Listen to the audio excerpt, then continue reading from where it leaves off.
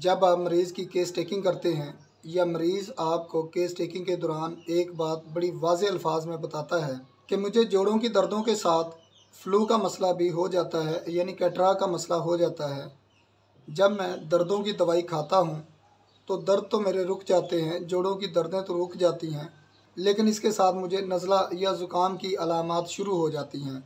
या कभी कभी ऐसा भी होता है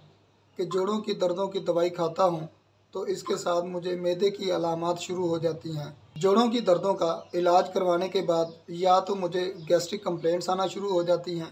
या नज़ला ज़ुकाम की अलामात शुरू हो जाती हैं।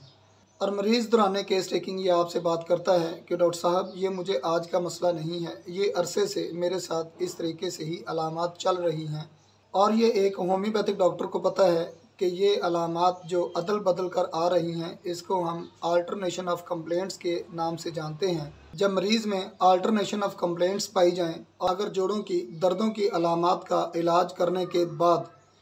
नज़ला, ज़ुकाम या कैटरा जैसी अलामात या फिर गैस्ट्रिक कंप्लेंट्स पैदा हो जाएं, तो ऐसी सूरत हाल में होम्योपैथिक दवाई काली बाइक्रोम होती है, क्योंकि इस दवाई में कंप्लेंट्स माइग्रेट क्विक जैसी हालत नुमायाँ होती है।